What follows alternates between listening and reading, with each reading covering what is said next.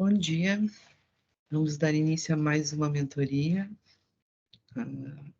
de orientação de estudos do CSS. E hoje a gente vai relembrar algumas propriedades de posicionamento de tags. Esses posicionamentos que a gente vai ver são como o navegador enxerga, né, os elementos, como ele posiciona alguns elementos e como a gente pode mudar também essa posição deles. Claro que a gente usa muito o display flex e grid, né? Vocês viram o flex na semana passada. Vamos ver o grid agora logo em seguida. Mas em algum momento a gente precisa usar esse tipo de posicionamento que a gente vai ver hoje, tá? A gente vai também propor eu, né? Vou propor um carrossel para vocês, né? Dentro do CSS, usando esses conceitos. É mais um tópico que vocês vão colocar no site de vocês. É fácil, Fernando, tu vai ver. Eu vou disponibilizar também lá a tarefa já, né, para vocês irem tendo uma ideia de quais são os requisitos obrigatórios do site. Então, não se preocupem que a entrega não vai ficar aberta agora, vai ficar só para vocês verem, né, o que precisa colocar no site para vocês já irem se organizando, porque a gente já está na metade de maio, né? Então, quando vê, já chegou o final da trilha e passou voando e a gente nem se deu por conta, né? Então, relembrando lá da trilha 1, né? Não sei se vocês lembram dessas menininhas aqui, mas essa apresentação é um pouco diferente.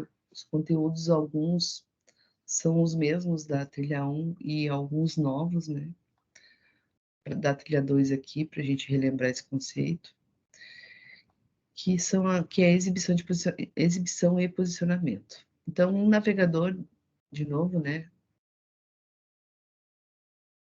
Não terminei o Flexbox, não, mas tu vai conseguir. Não te preocupa, vai dar tudo certo.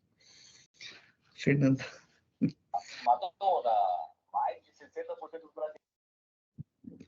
Então, o navegador renderizará os elementos de um documento HTML que não possui CSS da esquerda para a direita e de cima para baixo, na mesma ordem que existem no documento, né? Então, isso aqui é básico, vocês já sabem, que ele posiciona de cima para baixo e sempre coloca à esquerda, né?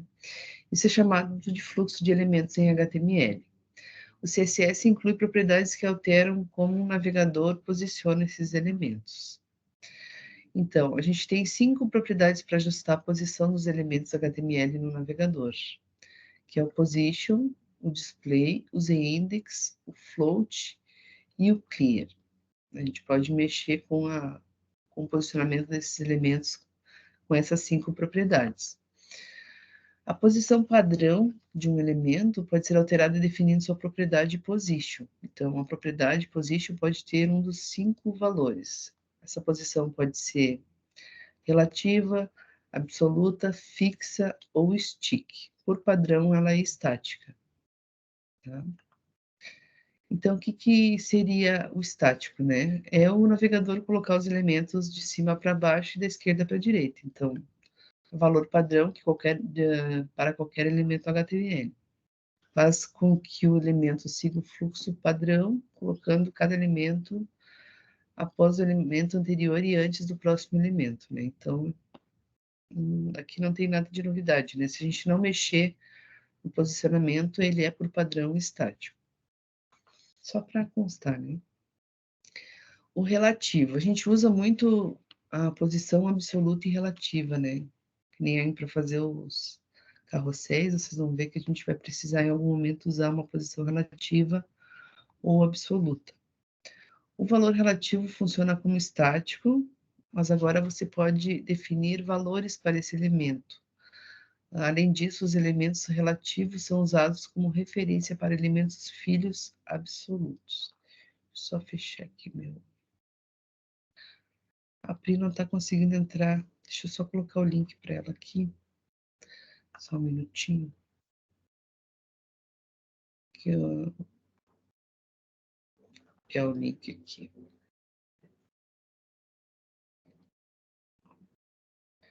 Voltei para cá.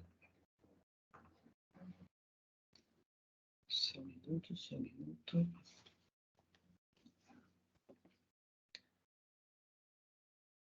Tá. Voltei. Então, o relativo, né, quando a gente diz que a posição desse elemento é relativo, eu consigo usar as propriedades de deslocamento. Consigo mexer no topo, no bottom, no left e à direita, né? Consigo mexer nas margens dele ao redor. Consigo posicionar para poder posicionar ele. Então, que nem esse verdinho aqui, ó, ele tá relativo, ele é relativo a uma tag pai, no caso, né? Ou dentro da div que ele está, e está em um determinado lugar. Então, ele não está com posicionamento padrão, né? Ele está aqui um pouco à direita, então ele está numa posição relativa ao elemento pai. E o absoluto. Os elementos com posição absoluta são removidos do fluxo do documento. Aí eu tenho um absoluto, né? Eu me desconcentrei. Os elementos com posição absoluta são removidos do fluxo do documento. Outros elementos seguirão o fluxo normalmente. Aí a outra posição que eu tenho é a absoluta, né? Quando eu digo que alguma coisa é absoluta, ela fica sobreposta a todos os outros elementos do teu site. Então, se tu quer que alguma coisa fique sempre visível, né? Sempre aparecendo por cima de tudo no teu site, a gente diz que a posição dela é absoluta. Então, por exemplo, se eu quero que o menu fique sempre exposto, né, sempre visível, quando rolar a página e tal, eu vou dizer que ele é absoluto. Ele vai ficar sempre em cima de todos os outros elementos. A gente tem, só que o absoluto ele rola, né? Ele vai junto com o fluxo do site. O fixo, ele não sai do lugar. Então, podemos fixar um elemento em uma posição específica na página, independente da rolagem do usuário, definindo sua posição com o fixed. Então, quando eu digo que um elemento é fixo, ele vai ficar preso no lugar que tu deixou ele fixo. Mesmo que tu role a página, né? Ele não vai mudar de lugar. E eu consigo também mexer nas posições top, bottom, left e right dele. Bom dia, dona Pri. O stick é outro valor de posição que mantém o elemento no fluxo do documento à medida que o usuário rola, mas permanece em uma posição específica à medida que a página é rolada ainda mais. O stick é como se ele colasse, né? Como se ele... não sei explicar direito, mas pelo GIF aqui, acho que vocês conseguem ter uma ideia, né? Eu defino um valor para ele, só que ele rola até um determinado momento. Ele não rola até o final. Que nem aqueles sites que tem lá uma propaganda lá, por exemplo, sei lá. E tu rola o site e ele vem deslizando, assim, parecendo que tá colado ele não rola direto, né, com o site, parece que ele tá assim grudadinho lá, como esse do meio aqui, né? Ó, então o absoluto fica por cima, mas rola, né? O stick ele rola até um determinado momento e o fixo fica preso em algum lugar que tu deixar ele preso, né? Observe que os elementos posicionados estático e relativo permanecem no fluxo normal do documento, quando o usuário rola a página, né? Ou o elemento pai. Esses elementos também rolam. Os elementos posicionados fixos e absolutos são removidos do fluxo de documento. Quando o usuário rola, esses elementos permanecerão em sua posição de deslocamento especificado.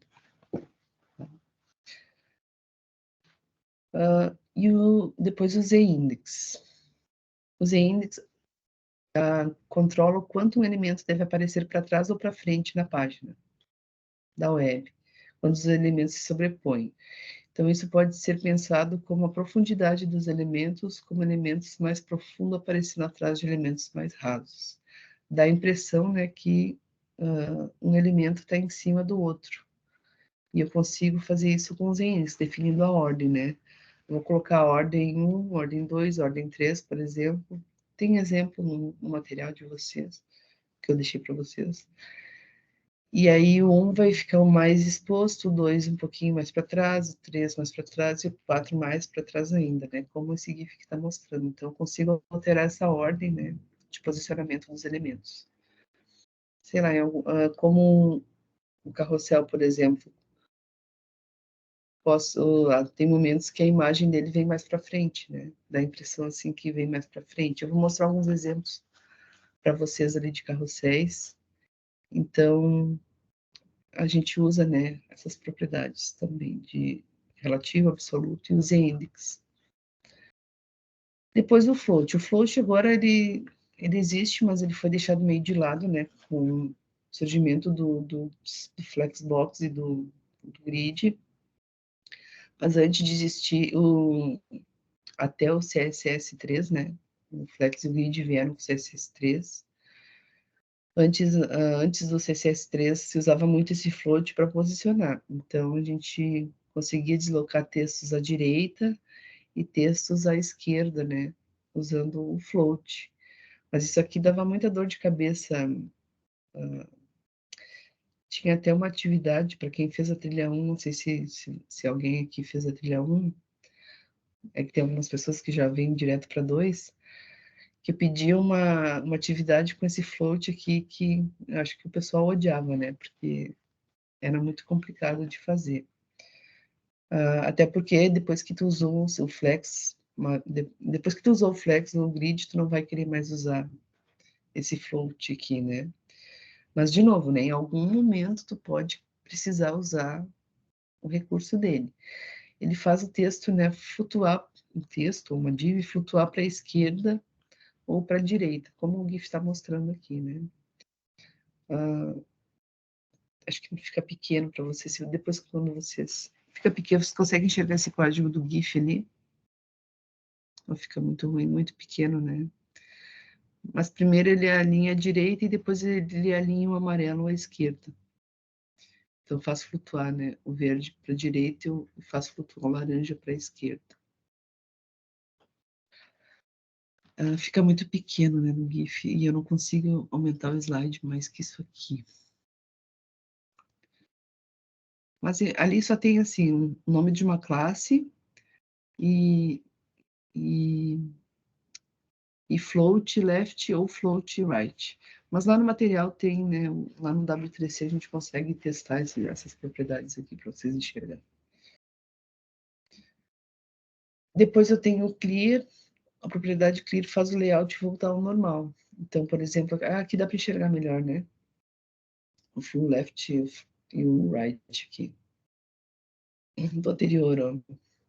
O left, né? O float left, que é o laranja, e o float right, que é o verde, que é a direita. E aí, quando eu aplico o clear buff, que seria ambos, né? Limpe ambos, ele vai retirar o float dos elementos, ele vai limpar, né? Então, clear, como a própria palavra já diz, só limpa os posicionamentos. E aí eu deixei bastante conteúdo aqui para vocês darem uma olhada, né? E se inspirarem para fazer o carrossel de vocês. Eu trouxe aqui também, vou compartilhar a tela aqui, um exemplo, né? Então, só para lembrar o que seria um carrossel. Minha internet está um pouco lenta porque eu estou roteando do celular, tá? Porque a minha internet da casa, acho que por causa do frio que está fazendo aqui, ela resolveu não funcionar hoje. Estou sem internet. Estão vendo a tela? Acho que estão, né? Tenho aqui um carrossel simples, até com imagens de inverno. Então, vocês vão fazer alguma coisa parecida com isso, né? Um carrosselzinho que... Esse aqui é automático, né? Que vai passando as imagens. Quando chega no final, ele volta. Né? O código dele é simples, só para comentar, né? Eu tenho imagens dentro de uma div geral, que eu poderia ter criado uma seção, né? Desde o início aqui. Tem um container, o texto do carrossel que aparece dentro das imagens. Esses botões aqui são os botões que aparecem embaixo aqui. Deixa eu botar aqui. Só que não está responsivo, tá? Não está muito responsivo. Ontem eu vi alguém perguntando, aqui tem alguns botões embaixo. Eu posso pular as imagens. Alguém perguntou da responsividade. Agora, daqui para frente, que vocês já conhecem a responsividade, vocês vão usar ela em qualquer site que vocês fizerem, né? Vocês estão fazendo o Flex lá, o Flex já por si só ele já é um pouco responsivo, né? Claro que não vai precisar ali ficar 100% responsivo, mas sempre pensem nisso, né? Sempre pensem na responsividade. Já se habituem, né? Quando forem criar alguma coisa, já se habituem a pensar na responsividade. Então, dentro dessas divs aqui eu tenho as imagens, né? Então, cada div, cada imagem dessa é uma div, né? Nada demais, assim, nada de extraordinário no código, só organizei, né? Os nomes. E no CSS, a configuração, só para vocês verem, né? Que daí que eu vou usar aqueles posicionamentos que a gente comentou. O container vai ser flex, né? Agora a gente já acostumou usar flex, então vocês já aprenderam a usar o flex. Então não vamos mais usar inline block, nem block, né? Em algum momento a gente pode até usar, mas vamos usar mais o flex sempre. O conteúdo do carrossel vai ser relativo ao container. Algumas coisas também vão ser absolutas. É que eu mostrando assim fica meio vago, né? Mas eu queria só mostrar para vocês que eu uso as propriedades que a gente comentou aqui. E aí vocês vão pensar, a gente usa também animações, né, para fazer ele rodar. Lembram das animações lá da tarefa do coração, para quem fez a trilha 1? A gente usa também esses keyframes que a gente viu lá, né, para fazer o carrossel andar. Então, 0, menos 100, depois, no final, até menos 500. Então, quando ele tiver a 0%, a 10%, ele vai se deslocar menos 100. Esse valor negativo é para fazer ele voltar, né? Depois. Ele consegue voltar. Ele vai e volta, né? Então, por isso a posição negativa. Mas, Rafa, agora tu me confundiu, tu me deixou doido aqui com isso aqui. Mas, assim, calma. Esse aqui foi só um exemplo, né, que eu usei e queria comentar para vocês que a gente usa esses tipos de posicionamentos, a gente usa animações e usa esses keyframes também, tá? Que a gente viu lá na trilha 1. Para ajudar vocês, claro que no material tem também mais coisas, mas se vocês procurarem na internet também tem muitas coisas legais para a gente ver. Esse aqui eu deixei no conteúdo para vocês, ó, exemplos de carrosséis. Então, por exemplo, carrossel horizontal, ó, ele já traz o código para vocês. Deixa eu botar isso aqui de cima. Né? Então, com exemplos já, o HTML e CSS. Tem o jQuery junto aqui. Vocês podem dar uma olhada de como usar. É só a gente usar um CDN no código do HTML lá, chamar um CDN aqui, ou copiar esses 3 códigos, né? Inclui no teu site aí, se tu quiser usar esses, mas tem alguns modelos que não tem jQuery, né, que é só HTML e CSS. Ó, esse aqui é só HTML e CSS, ó, e esse é um carrossel infinito. Ele vai ficar passando imagens aqui infinitamente, né? E aí tem os códigos aqui para vocês darem uma olhada, tá? Esse aqui é um SCSS, é um processador de CSS, uma forma um pouco diferente de usar o CSS. Porque daí, assim, cada coisa também nova que tu vai vendo, tu vai aprendendo mais alguma coisinha, né? Que mais? Esse aqui é bastante usado, né? A gente vê bastante esse aqui. Esse aqui é mais com JavaScript e com React, né? Então, de dar aquele efeito de passar os sites. Esse Smooth aqui, ai, não carregou agora. Eu tinha carregado antes, era tão bonitinho. Deixa eu ver mais aqui. Infinito automático, aquele vai passando, flutuante, móvel. Então, tem vários exemplos aqui, vocês vão dar uma olhada e achar o que vocês... Ah, esse aqui, eu achei bonito esse aqui. Esse aqui só tem uma função no JavaScript, então esse aqui eu acredito que vai ficar mais fácil de vocês entenderem, né, como ele funciona. E olha que bacaninha que ele funciona, ele dá uma girada, né. Então eu vi que algumas meninas que entregou, né, na trilha 1 já tem um modelo já no site de carrossel. Vocês podem se inspirar, né, em outros. Se vocês procurarem também na internet por modelos de carrosséis, tem bastante site com exemplos, né, com código junto. Então, assim, no primeiro momento, o código não vai ser o problema, né? A, a, a tarefa mais difícil, eu acredito que vai ser vocês incorporarem aí no site de vocês, para quem não tem, né? E quem já tem, se gostar de outro modelo e quiser trocar. E aí, para quem chegou agora também, eu falei que eu vou colocar a descrição lá, né, da tarefa, para vocês já irem tendo uma ideia do que vai ser pedido no site final para vocês entregarem. A gente já está na metade de maio, né? Então, mais um mês e pouco aí a gente já está finalizando a trilha, para vocês irem se organizando. E revendo esses conceitos aí, né? Porque, na verdade, quando a gente trabalha numa área, claro, a não ser que a gente trabalhe todo dia, né? Acho que a Priscila, que trabalha bastante, pode dizer. Se a gente deixar de ver alguma coisa e não usar, a gente vai esquecer, né? A gente sabe que dá para fazer, e lá em algum momento tu já usou aquilo, mas a gente sempre tem que estar dando uma revisitada nos conceitos, né? Para relembrar, e enfim. O que eu quero dizer assim que a gente não é burro por esquecer, né? Porque a gente não tem como lembrar de tudo sempre, porque é muita coisa, né? Muitas bibliotecas, depois vocês vão ver que nem o SCSS ali, que é um processador de CSS, vamos dizer assim, mas é como se fosse uma biblioteca, é um jeitinho um pouco diferente, né? Mais resumido de usar o CSS.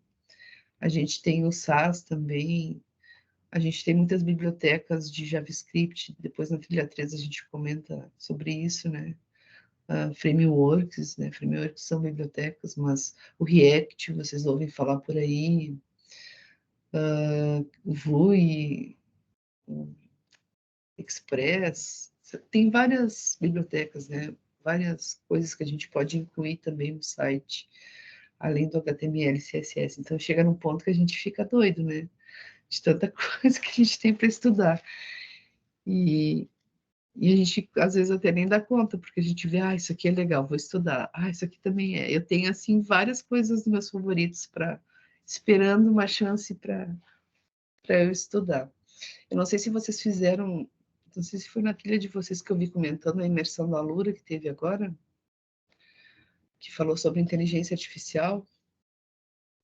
Não sei se vocês chegaram a ver, mas, assim, foi bem interessante a imersão.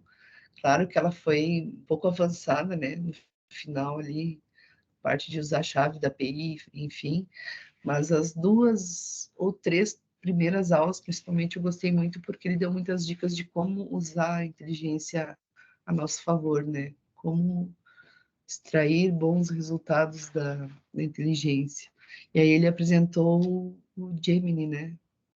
Eu abandonei o GPT, agora fui para o Gemini, gostei mais do Gemini. A forma que ele traz as respostas para a gente, achei mais interessante do que o GPT. Claro que eu não tenho GPT-4, né? Eu uso o gratuito. O 4, de repente, surpreende também, né? Mas bem bacana. O Pro também, aquele do IA Studio, do Gemini, tu consegue usar imagens, arquivos, né? Então, bem bacana. E aquela tentação de usar só IA, né? Mas não pode, tem que também saber fazer. Porque, né? É uma tentação para a gente se basear. Não, agora a IA vai salvar o mundo, vai fazer tudo para mim. Mas eu entendi a ideia deles também. Eles quiseram passar assim que quem vai ter que bolar o esquema, né, vai ser a pessoa, né, assim, pensar em como quer criar o site, enfim. E aí, claro, né, pode usar a inteligência para te ajudar em coisas simples, né, em trechos de códigos que tu não precisaria perder tempo fazendo.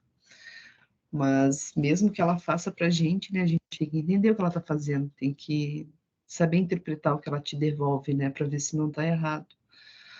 Então, isso quer dizer que a gente não tem que deixar de aprender, né? A gente também tem que saber fazer e usar a inteligência como um apoio, né?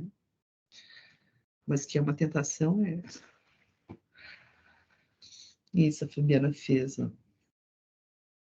Eu confesso, Fabiana, que lá no final, a parte da API, eu já estava cansada, porque eu consegui assistir ela só no final de semana, e quando a gente maratona as coisas assim, não é legal, né? Tu não assimila bem. Então, eu também não fiz o código junto, né? Não testei, porque eu estava cansada e só queria escutar os conceitos, né? Porque em algum momento, de repente, a gente precisa usar. Sei lá, eu não uso o Gemini, né? Mas eu queria saber como funcionava, enfim. Mas, assim, maratonando a gente não aprende muito, né? O bom é assistir que nem eles passam, né? Uma aula por dia, com calma, fazer os desafios que eles sugerem, né? E eu não fiz, eu bati as 5 praticamente diretos, né? Direto, daí não. Eu queria fazer as 5 para ganhar o certificado. Tu salvou. Pois é, eu não salvei, não atinei nisso na hora. Mas assim, eu queria escutar o que ele tinha, as dicas, né, que eles passam de como usar. O cara da Google lá também, bem inteligente, aquele cara. Enfim. Então é isso, gurias. Hoje é mais curta a mentoria, não tem assim grandes novidades, né? Fica a tarefinha aí para vocês colocarem quem não tem um carrossel no site de vocês. Se tiverem, quiserem mudar, né? Olhando alguns exemplos ali que vocês vão ver. Ah, achei esse aqui mais legal. Claro que o carrossel vai ter o contexto do site, né? A gente não comentou isso nessa trilha, mas falou na trilha 1, quando a gente cria um site, a gente está falando de alguma coisa, né? A gente não fala de várias coisas dentro desse site, a gente se refere a um assunto, né? Se a gente quiser, claro que a gente pode dar dicas de outras coisas, né? Mas aí tem aqueles jeitinhos lá, usando um card, né? Usando um aside, enfim, direcionando a pessoa, né, para um novo assunto. Mas em geral um site fala só de um determinado assunto, né? Quem teria alguma coisa para perguntar? Eu tenho. Atividade. Eu tive que Diga. entrar no celular para poder conseguir falar. Diga. A gente vai ganhar o código de presente também no material? No material desse aqui, É. tem bastante dicas lá, Fernanda. Que nem esse site que eu mostrei agora, ele te mostra o código lá no CodePay, né? Então, tu pode consultar, tu vai encontrar também modelos com código pronto. Mas assim, mesmo que tu ache o código Eu pronto, achei mais fácil que o outro. O outro eu tô me batendo ainda. o qual do Flex, Da semana passada é que o Flex vocês vão ter que criar, né? Que o carrossel já tá um pouco melhor, que nem foi o drop dos menus, né? Os menus tinham o exemplo do menu e tinha o código junto. Mas assim, eu não posso acostumar vocês mal sempre, né? Dando código, você tem que também Manda criar. um presente para a senhora. Manda aí para a gente resolver. Não, mas tu vai pesquisar e tu vai encontrar ali. Esse site que eu mostrei tem código já pronto, né? Se tu quiser te basear por algum deles. Mas assim, tenta, dá uma olhada. O ideal é assim, ó, tu olhar vários códigos, né, entender como foi feito e tentar fazer o teu sozinho, né, para ver se tu aprendeu. Verdade. Hoje eu vou passar a tarde vendo se eu consigo resolver o outro para poder mandar. Do Flex? Sim. Dá uma olhada nas propriedades do Flex de novo, né? Assim, divide o problema em etapas, assim. Como é que o Flex se posiciona, como posiciona os elementos, quantos elementos tu vai precisar para colocar naquela tela ali, né? Tu tem lá um cabeçalho, uma main, com outros itens dentro, uma side. Coloca os elementos, né, dentro do teu site e depois começa a posicionar eles. Sim. Não pensa, não tenta assim fazer tudo ao mesmo tempo, né? Não, que não vai acontecer a mágica assim de todos ficarem bonitos, né? Tu vai ter que ir por etapas ali. Verdade. Obrigada, Rafa. Não, imagina. A Vânia achou o sidebar, mas foi mais difícil alinhar, porque, Vânia? Alinhar, tu diz, no topo?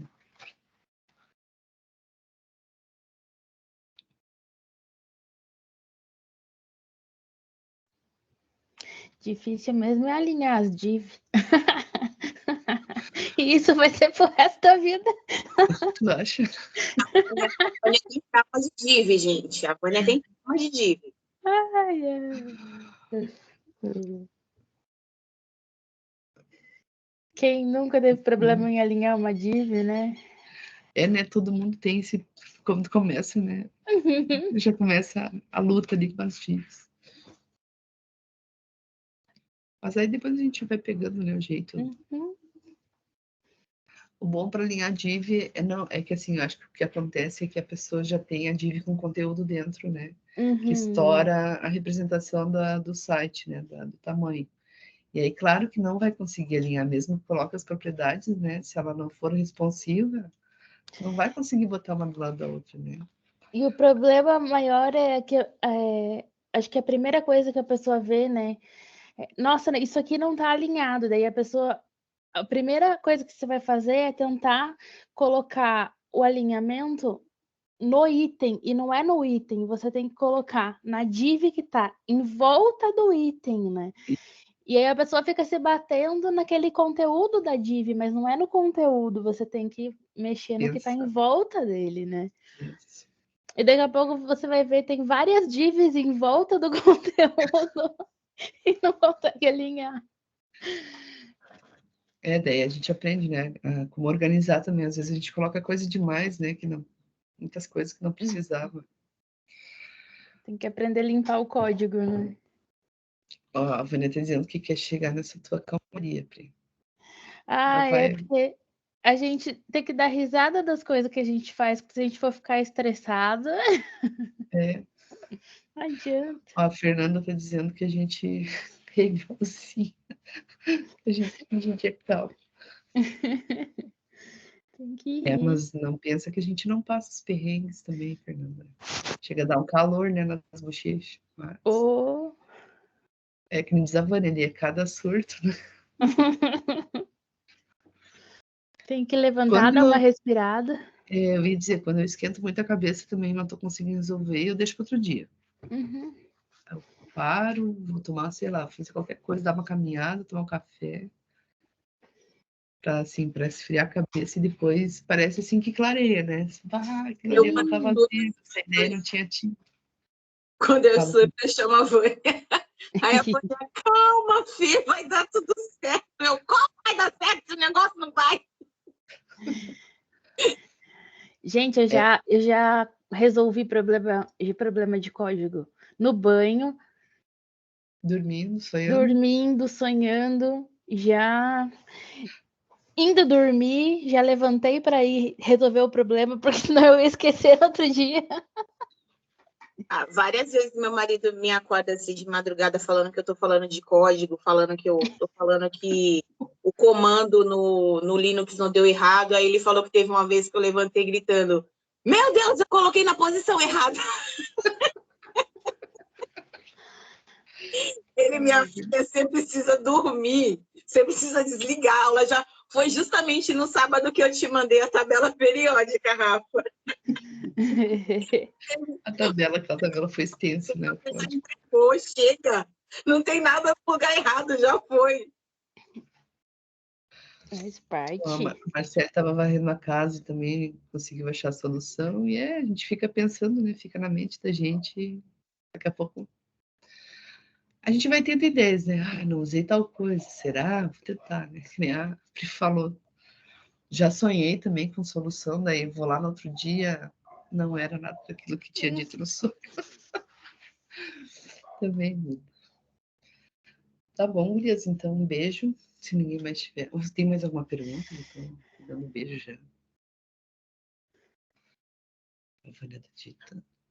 Se não, boa semana para todos. Boas tarefas aí, não esquentem muita cabeça. No final tudo dá certo. E qualquer coisa me chamem, tá? Estou à Boa disposição. semana. Beijo. Tchau, Quanto gente. mais sei, descubro que nada sei. A Vânia tá até filosofando ali.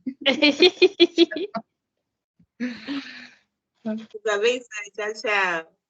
Tchau, beijo. Tchau. Tchau.